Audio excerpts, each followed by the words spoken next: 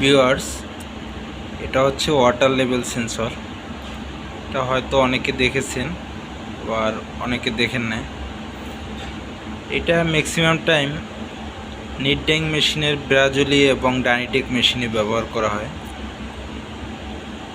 অন্যান্য মেশিনেও হয়তো ব্যবহার হতে পারে, আমার জানা নেই সঠিক।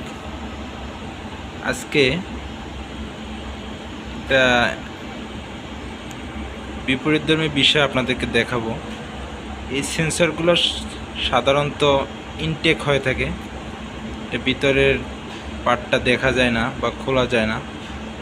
আমরা একটি সেন্সর ভিতরের পার্টটা খুলেছি, সেটা আপনাদেরকে দেখাবো।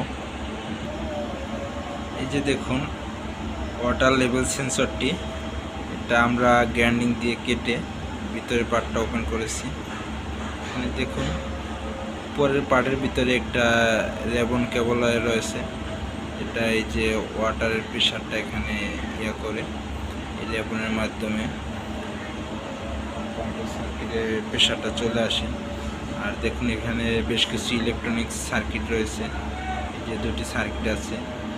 এবং ভিতরে আপনার এই যে জ্যাকের যে কানেকশনটি রয়েছে, এখানেও রেবনের মাধ্যমে কানেকশন রয়েছে।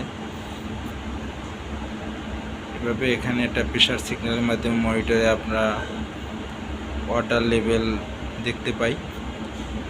ধন্যবাদ বন্ধুরা।